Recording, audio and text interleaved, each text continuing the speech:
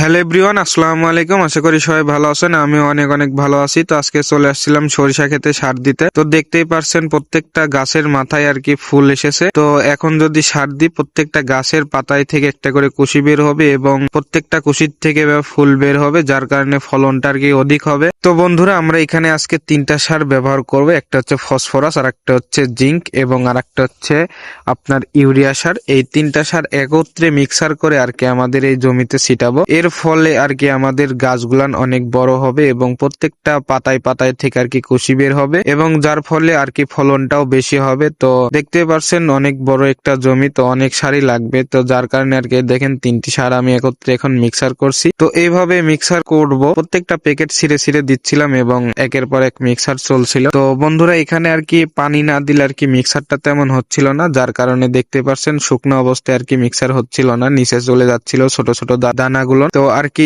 এর জন্য আর কি আমরা পানি ব্যবহার করলাম এবং পানি ব্যবহার করার ফলে আর কি হলো, প্রত্যেকটা সারের সাথে ভাবে মিক্সার হয়ে গেল, যার কারণে আর কি এখন ছিটাতে লাগলে অনেক ভালো লাগবে। দেখতেই পাচ্ছেন হাতের কি অবস্থা। তো এইদিকে আমার আব্বু ছিটাচ্ছিল সার সুন্দর করে। তো এই সারগুলান মিলিয়ে মিলিয়ে ছিটাইতে হয়, না ছাড়া যেখানে বেশি পড়ে সেখানকার গাছ ভালো হয় এবং যেদিকে একটু খারাপ হয়ে পড়ে বা কম সার পড়ে সেই দিকের গাছগুলান ছোট হয়ে থাকে। তো এই যে দেখতে পারছেন আর কি এই ফুলগুলান এখন ফুটবে কিছুদিন পর এবং অনেক সুন্দর লাগবে এই ক্ষেতটা। তো আমি আর কি এই ক্ষেতের সৌন্দর্য নিয়ে আর একটি ভিডিও বানাবো। আপনারা চাইলে সরিষা ফুলের মাঝে আর কি শীতের দিনে আর কি চারিদিকে যখন সরিষার ফুল ফুটে একসাথে দেখতে অনেক সুন্দর লাগে, যেটা শহরের মানুষ আর কি সেরকম তাদের চোখে পড়ে না গ্রামে না আসলে। তো আর কি আমরা গ্রামের পোলাপান, আমাদের এইগুলান সবসময় দেখতে হয়। বন্ধুরা, আজকে ভিডিওটা এই পরিমাণই ছিল। তো কার কেমন লাগলো প্লিজ কমেন্ট বক্সে কমেন্ট করে যাবেন এবং আমার চ্যানেলে যারা নতুন ইউটিউবে বা ফেসবুকে, তারা প্লিজ একটি ফলো কিংবা সাবস্ক্রাইব করে দিয়ে আমার পাশে থাকবেন আর একটি মাসবি কমেন্ট করে দিবেন। আর কমেন্ট করে দিলেই আপনার এই ভাইয়ের ভিডিওগুলান ভালো চলে। তো ধন্যবাদ সবাইকে, আসসালামু আলাইকুম।